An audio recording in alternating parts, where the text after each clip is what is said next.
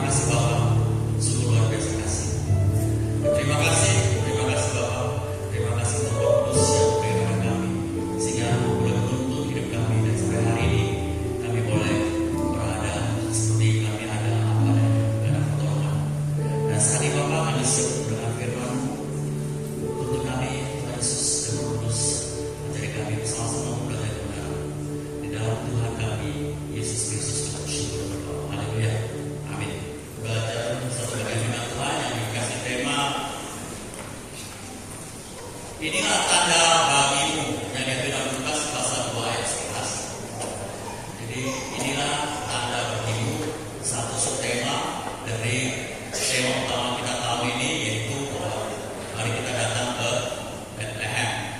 Jadi kita coba lihat sebentar ini. Inilah tanda bagimu. Bagi siapa dalam konteks ini? Kita tahu cerita ini, kisah ini.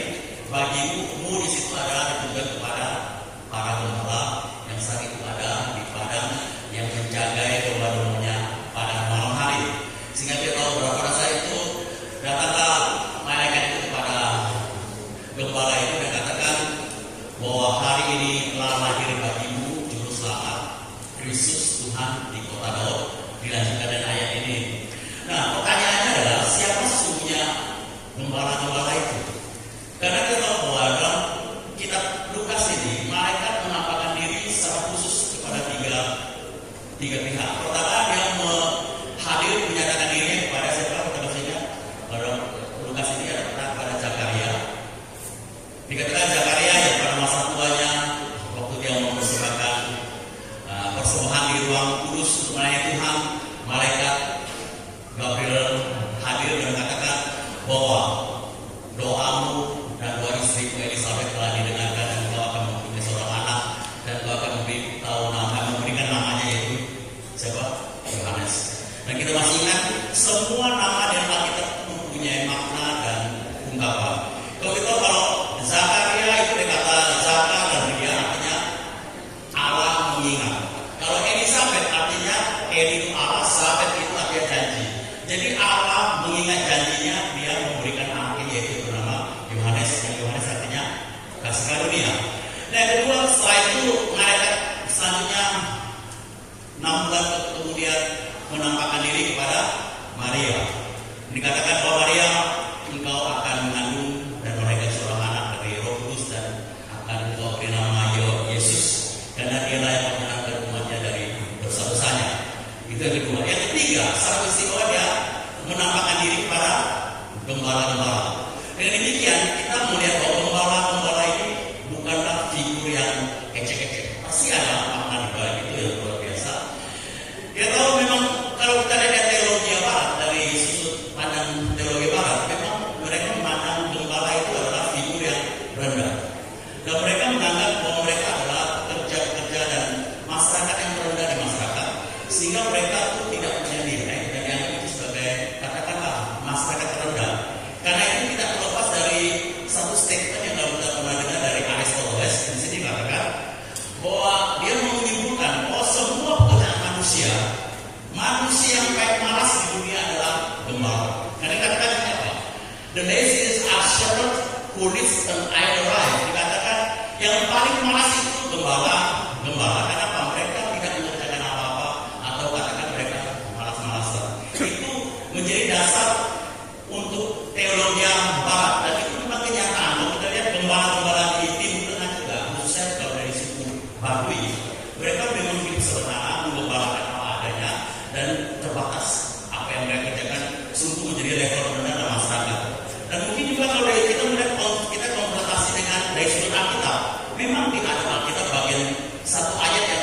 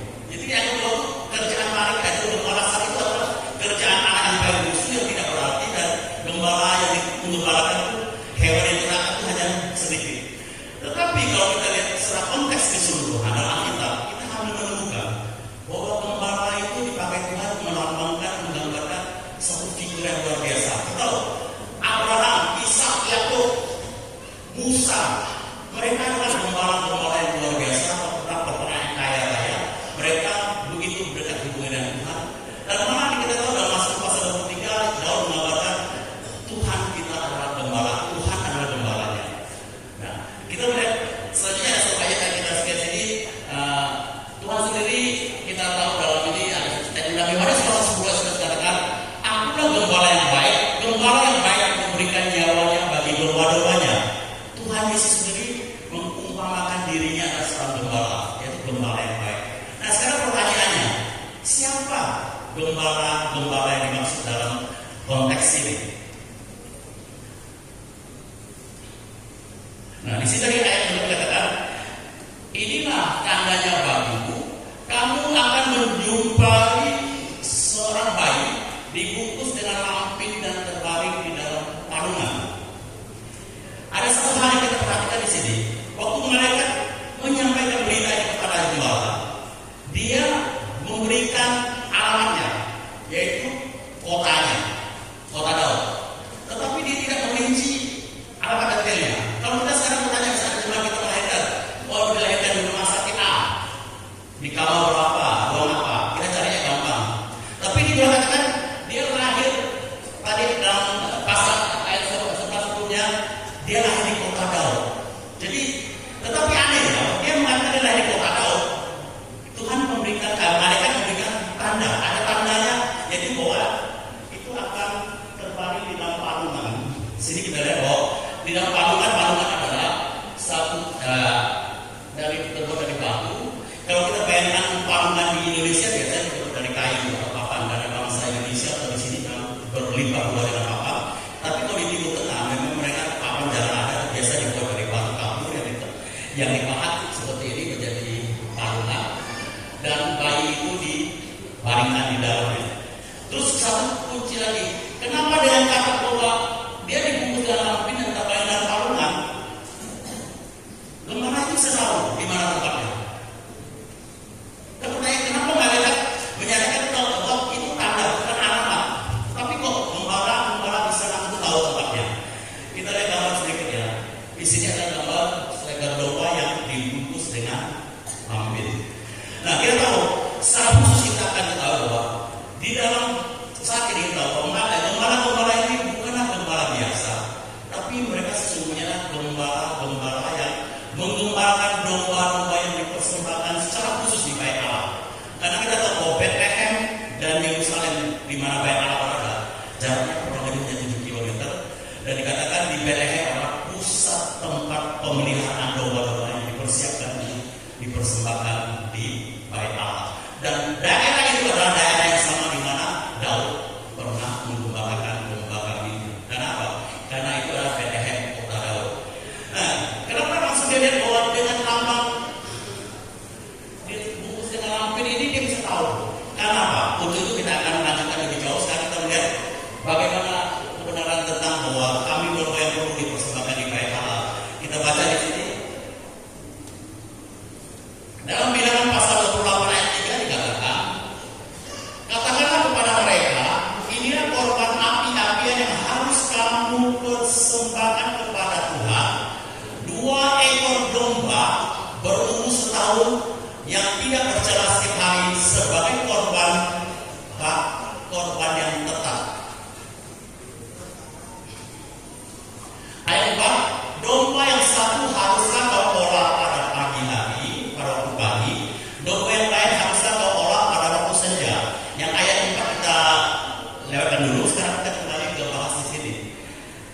Jadi setiap hari mereka wajib mempersembahkan di Bait Allah sebagai korban bakaran 2 ekor domba. Kalau kita baca sebenarnya kita baca saja seperti 2 ekor domba biasa saja. Tapi lebih jelas dikatakan 2 ekor domba itu haruslah domba yang bahasa Ibrani kawasin, artinya melem, artinya domba jantan. Bukan itu saja, tetapi juga harus yang sulung. Yang sulung berarti kalau untuk memelihara kambing atau domba yang dipersembahkan di Bait Allah itu ada satu pekerjaan yang betul-betul membutuhkan keteladanan dan sistematis yang benar-benar apa? Karena dibutuhkan adalah anak domba yang sulung. Berarti kalau begitu setiap kambing domba betina melahirkan, dia akan melahirkan pertama anaknya yang sulung, selanjutnya dia disisihkan, tunggu lagi domba perawan dan lain lagi melahirkan anak sulung, sehingga betul-betul selektif dan dicari adalah betul-betul domba itu hanya melahirkan sekali. Dan kalau lahir domba jantan, dia akan diperlakukan secara khusus. Dikatakan kalau dibaca di dalam Misna dikatakan waktu domba lahirnya jantan, mereka akan bersihkan cucinya dengan air laut dan garam, terus mereka akan membungkus dia dengan kain lampin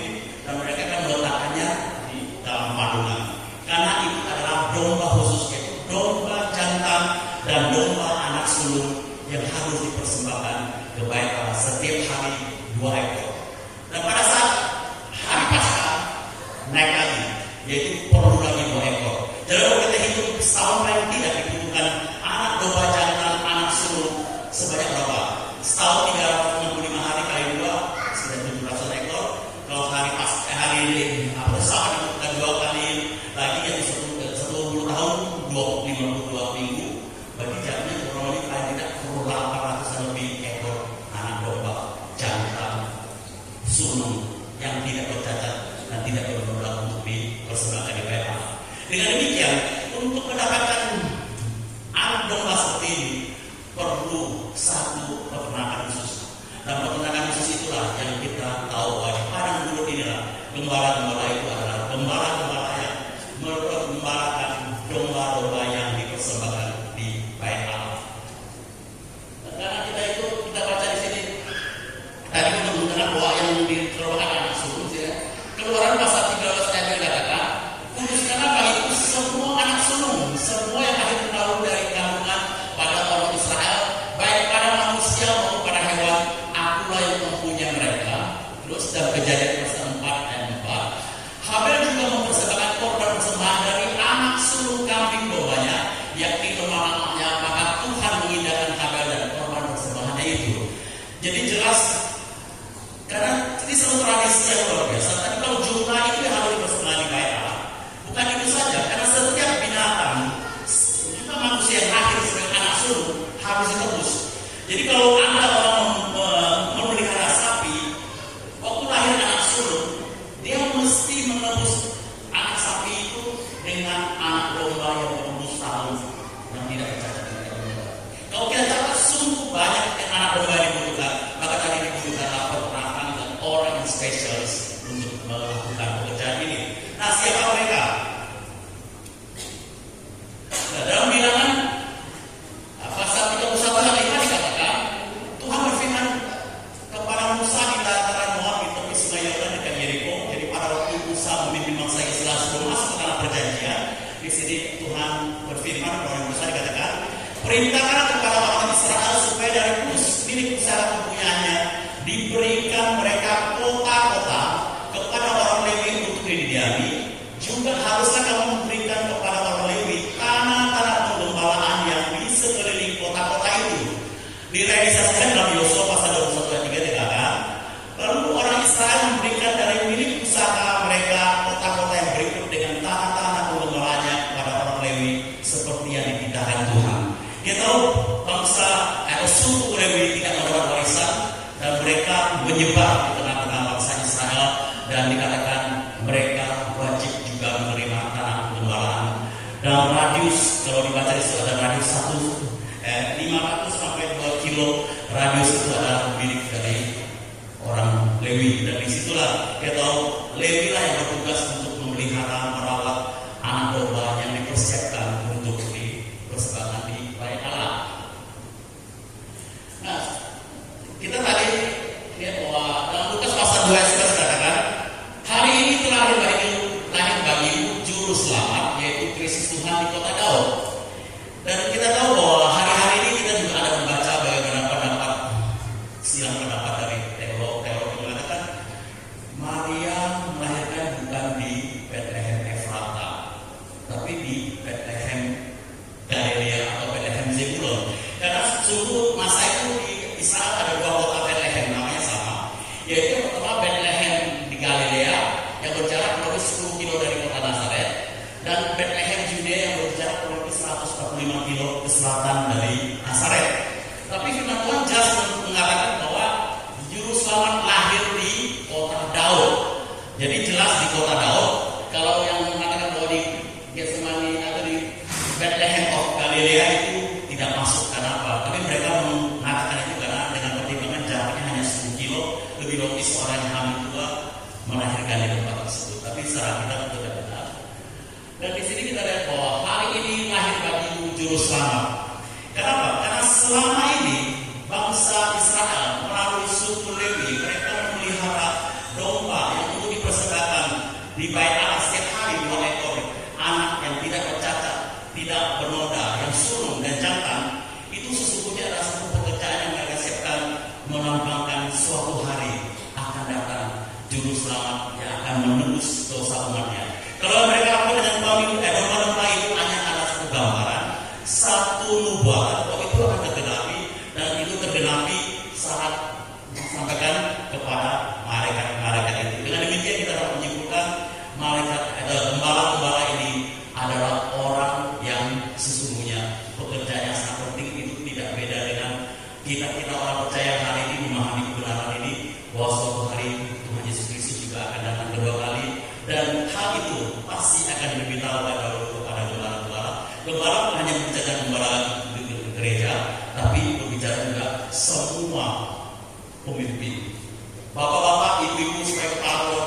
juga gembala-gembala untuk anak-anaknya. Di mana kita bekerja kita ada gembala-gembala, dan itulah Tuhan katakan Tuhan pasti akan memberitahu kepada kita sebagai gembala bahwa kedatangannya seperti apa, dan itu ada tanda-tandanya. Khususnya pada pertama ini kita lihat kembali ke perikop ini. Nah, tadi kita berlahirnya di kota Daud, yaitu Bethlehem Efrata.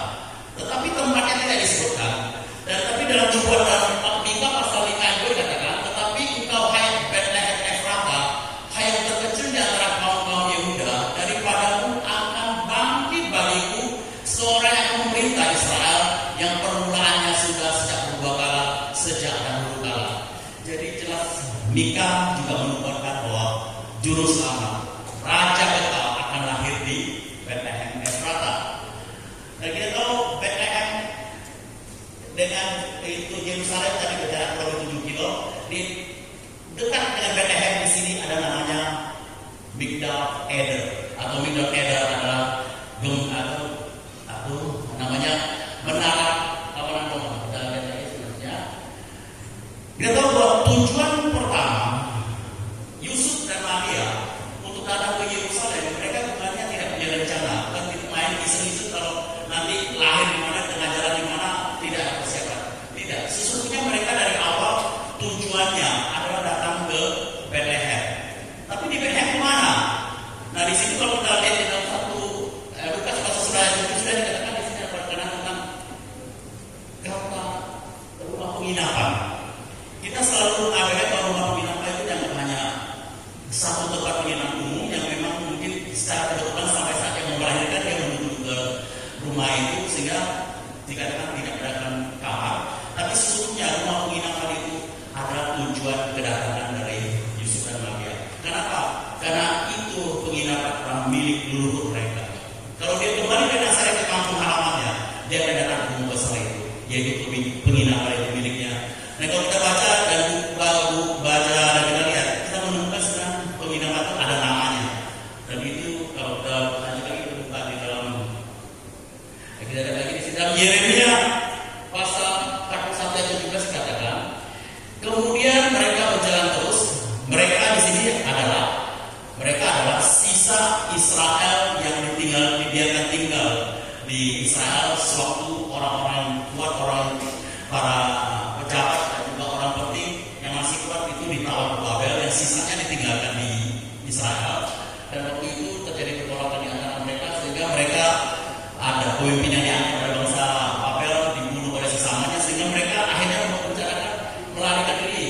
Kemudian mereka berjalan terus dan berhenti di tempat penginapan milik Kimham dekat Bethlehem dengan maksud berjalan terus menuju Mesir.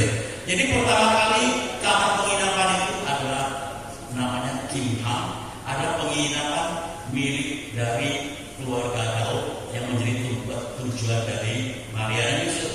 Kalau untuk mendapatkan background nama Kimham sudah kita bisa buka nanti baca sendiri 2 Samuel pasal 19 dan juga 1 Raja pasal 2 ayat 7.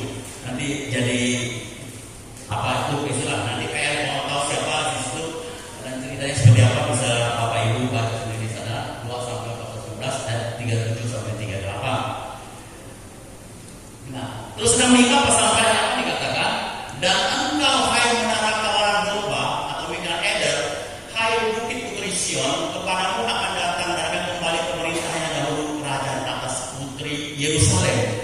Jadi secara spesifik anak Allah atau anak domba yang akan menjadi korban sempurna itu akan dilahirkan di menara kawanan domba. Apa itu menara kawanan domba? Menara kawanan domba adalah satu menara di mana para domba yang bertugas memelihara domba untuk dipersembahkan di bait Allah, tempat mereka menjadi bilik kelahiran atau seperti rumah sakit bersalinnya. Karena apa? Kalau mereka mengembangkan domba-dombanya di padang gurun, di padang, mereka kalau pada saat domba betina yang sudah siap melahirkan, mereka akan isolasi dan bawa ke namanya menara kawanan domba. Disitulah mereka mempersiapkan dan merawat anak domba itu lahir. Kalau lahir itu anak jantan tadi yang sudah kembali ke semula, mereka akan melakukan anak domba itu dan akan dibungkus dan rapi dari taruh di palungan perkampungan yang merupakan tempat untuk menaruh anak-anak domba jantan, anak sulung. Di situ yang diperlakukan secara khusus. Jadi jangan heran pada waktu orang mendengar berita ini kita tahu yang dimaksud dengan anak yang dirumuskan rapi dan dibaringkan di palungan, itulah tempat praktek kami. Tempat kami selama ini mempersiapkan anak domba. Jadi tanda seperti itu ya mereka kesulitan, mereka langsung tahu alamat itulah tujuannya sehingga kita tahu akhirnya mereka bisa tiba di sana. Apa juga dari Sherlock mereka bisa langsung sampai situ karena itulah pekerjaan mereka dan itu lokasi yang mereka lakukan. Nah, kita bahwa sejarah selalu berulang dalam Alkitab. Tempat yang sama selalu peristiwa yang sama akan berulang dan itu adalah bersifat profetik atau bersifat nubuatan. Karena Efrata menara Bethlehem itu tidak lepas dari peristiwa dan kejadian pasal 35 ayat 19 kita akan baca dahulu. Kemudian Rahel mati, lalu ia dikuburkan di sisi jalan Efrata yaitu Bethlehem. Yakub mendirikan kubur di atas kuburnya, ialah kubur Rahel sampai sekarang. Sesudah itu berangkatlah Israel lalu ia memasang kemahnya di seberang Migdal Eder mendarat ke Padang Domba. Kita tahu dalam kejadian pasal 35 ini peristiwa itu suatu Yakub setelah dia 20 tahun bekerja dengan mertuanya Laban dapat 2 istri, 2 gundik, dapat 11 anak. Nah, waktu dia melarikan diri, setelah dia memisahkan diri tanpa memberitahu kepada mertuanya, dia melarikan diri dan dia katakan waktu sampai kepada di Efrata, di Bethlehem, di jalan, istrinya yang dikasihnya masih namanya adalah Rahel dan Rahel mati sewaktu melahirkan. Tapi pertanyaannya adalah kenapa Rahel mati? Apa penyebab kematiannya? Ada bilang oh, karena dia melahirkan mungkin anaknya kegedean sehingga mati. Tapi sesungguhnya kalau kita teliti kembali dalam kejadian pasal 31 ayat 32 bisa dibuka dan sendiri. Kejadian pasal 31 dan 32. Waktu Yakub melarikan dari mertuanya, rupanya anaknya yaitu Rahel mencuri terafim, yaitu patung dewa yang menjadi milik para pahlawan. Dia curi. Dan waktu Laban mengejar menantu dan anak cucunya, dia ketemu di situ dikatakan menuduh Yakub telah mencuri terafimnya, yaitu patung berhalanya tersebut. Nah waktu itu apa yang dikatakan Yakub? Tuhan yang mengatakan siapa yang kalau menyimpan terafim itu jangan lagi dia hidup. Dengan arti kata Yakub mengutuki siapa yang membawa patung terafim itu. Karena apa? Karena dia sendiri tidak tahu yang mencurinya adalah istrinya yang dikasihi. Sehingga dari sini kita bisa tahu waktu Rahel lahir dikasih nama apa? Benoni ya masih kan? Artinya anak kesengsaraanku karena dia merasakan kesengsaraan melahirkan anak yang terakhir yang dia idam-idamkan. Tetapi di situ yang terjadi kita masih ingat Yusuf tidak menginginkan atau mengizinkan anak itu diberi nama Benoni yang berarti anak kesengsaraannya, anak penderitaannya. Tetapi dia mengganti nama itu menjadi anak yang bersebut dengan anak kebenarannya. Anak kebenaran yaitu anak tangan kanan Allah yang disebut dengan Ben anaknya Pak Heru, Benjamin artinya adalah anak kebenaran. Jadi di sini saya cerita sini ada satu gambaran nubuatan apa? Dan dikatakan Rahel mati karena kutuk dari suaminya melahirkan satu anak yaitu anak kebenaran. Kalau kita terjemahkan arti itu dalam bahasa hari ini, Rahel artinya apa? Rahel artinya adalah domba betina. Jadi kita bikin satu kalimat karena domba mati karena kutukan, tapi melahirkan satu anak kebenaran. Itu sama dengan kalau kita terjemahkan hari ini. Kita lihat di sini bahwa dalam Yohanes pasal 1 ayat 1 dikatakan pada keesokan harinya Yohanes melihat Yesus datang kepadanya dan dia berkata, lihatlah anak domba Allah yang menghapus dosa dunia. Galatia pasal 3 dikatakan Kristus telah menebus kita dari kutuk hukum Taurat dengan jalan menjadi kutuk karena kita sebab kata tertulis terkutuklah orang yang digantung pada kayu salib. Jadi Jadi satu perbuatan karena Rahel yang digambarkan adalah Yesus Kristus, anak domba Allah, mati menanggung segala kutuk manusia, dan karena kematiannya itu dia membenarkan kita sehingga lahirnya satu generasi yang disebut orang-orang benar. Itu adalah kita yang hadir di rumah ini yang percaya kepada Dia.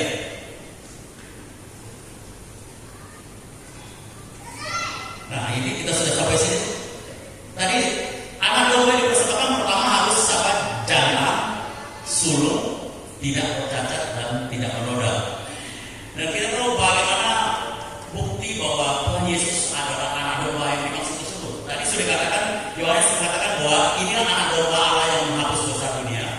Kita masih tahu bagaimana bukti bahwa Tuhan Yesus itu betul-betul tidak bercacat dan tidak bernoda. Saya ajak kita kembali kepada peristiwa penghakiman atau waktu Tuhan Yesus dihakimi. Pertama di hadapan siapa? Hanas, yaitu ex imam besar, mertuanya dari Kayafas.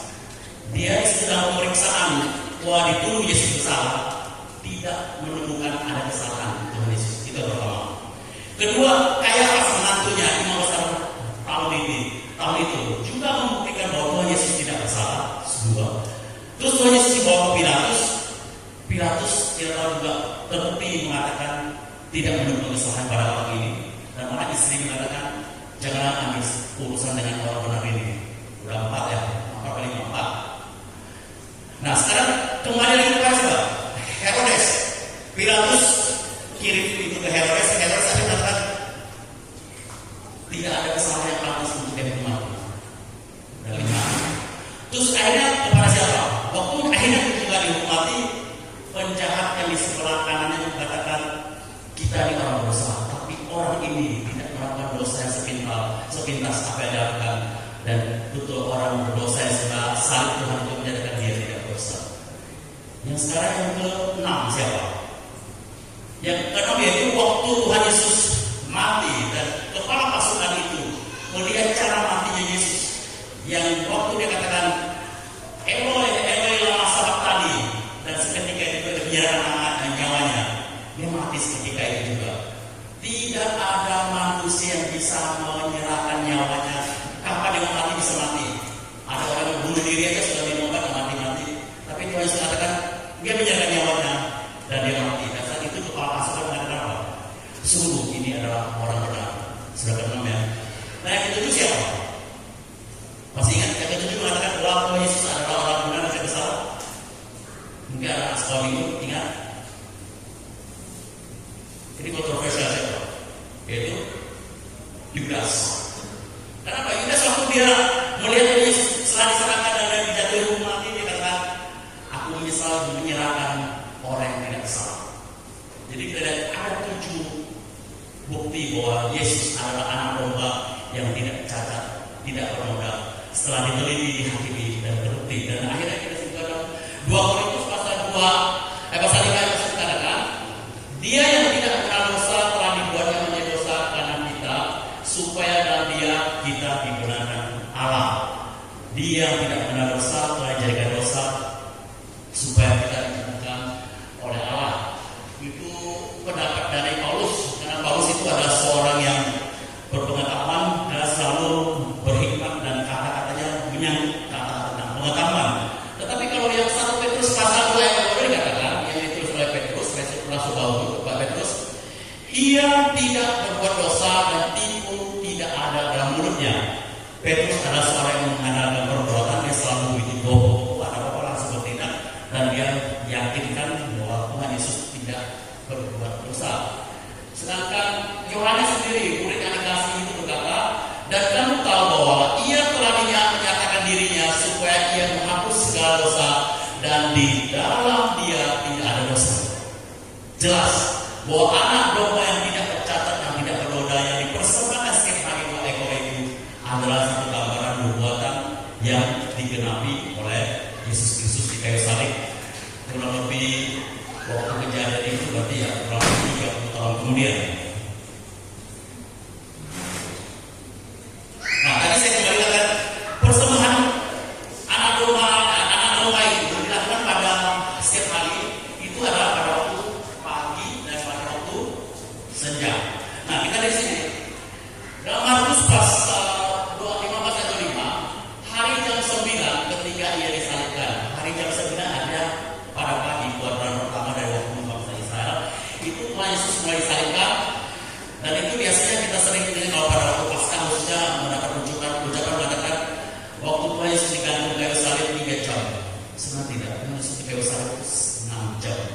Dari jam 9 pagi Tuhan Yesus disalibkan. Terus ayat 33 dikatakan pada jam 12 kegelapan oleh seluruh daerah itu dan berlangsung sampai jam 3. Ayat 34 dan pada jam 3 berserulah Yesus dengan suara nyaring, Eloi, Eloi, lama sabachthani, yang berarti Allahku, Allahku, mengapa engkau meninggalkan aku? Jadi digenapi anak domba yang dipersembahkan itu, yaitu pada jam 9 pagi di waktu Tuhan Yesus disalib, dan Tuhan Yesus menyerahkan nyawanya pada jam 3 sore. Persembahan ibadah itu pagi dan petang digenapi dalam diri Tuhan kita Yesus Kristus. Nah, sekarang kita lihat terakhir ini sudah mendekati di ujung, jadi waktu tak terlalu panjang lagi kita di sini. Bagaimana kita di sini dalam 1 Korintus pasal 15 ayat 3. Tetapi tiap-tiap orang menurut urutannya, Kristus sebagai buah sulung, sesudah itu mereka yang menjadi miliknya pada waktu kedatangannya. Kalau maksud ayat ini apa? Ini adalah penekanan bahwa Kristus Yesus itu adalah anak domba sulung, dan dia juga yang sulung secara rohani. Karena dikatakan tiap orang menurut urutannya. Urutan apa di sini kalau kita baca? Itu firman Tuhan kalau kita baca pasal ayat ini sebelumnya dikatakan bahwa akibat kesalahan satu orang dosa masuk ke dunia dan semua manusia dihukum dan mati. Tapi dikatakan oleh perbuatan satu orang, yaitu Adam yang kedua, semua akan dibangkitkan. Tapi di ayat berikutnya dikatakan di sini, tetapi urutannya yaitu Kristus sebagai buah sulung, yaitu yang bangkit pertama adalah Tuhan Yesus Kristus. Kemudian mereka yang menjadi miliknya siapa? Ya kita semua. Yaitu apa? Pada waktu kedatangannya kapan? Apakah kedatangan pertama? Bukan. Itu adalah kedatangan yang kedua kali. Dan inilah berita yang perlu kita pahami, karena itu disampaikan kepada kita sebagai anak-anaknya dan sekaligus gembala-gembalanya. Dalam Efesus pasal 4 ayat 11 dikatakan, dan inilah yang memberitakan, yang memberikan baik rasul-rasul maupun nabi-nabi, baik pemberita Injil maupun gembala-gembala dan pengajar-pengajar.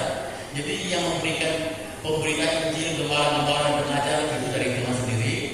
Dan 1 Petrus ayat 5 dikatakan, kembanglah dalam rumah Allah yang ada padamu, jangan dengan paksa tetapi dengan sukarela sesuai dengan kehendak Allah, dan jangan kamu mau mencari keuntungannya tetapi pengabdian diri. Jadi penekanan di sini bukan hanya gembala dalam pengertian sebagai gembala jemaat, tetapi tadi saya bilang kembali bahwa setiap kita sebagai orang percaya pada hakikatnya adalah gembala-gembala. Kenapa? Karena kalau di gembala sendiri tidak memahami kebenaran untuk berita tentang kedatangan Tuhan Yesus yang kedua kali, bagaimana jemaat kita atau anak kita bisa memahaminya. Jadi bagaimana firman Tuhan pasti akan pertama-tama diberikan dan dipahami oleh orang tua.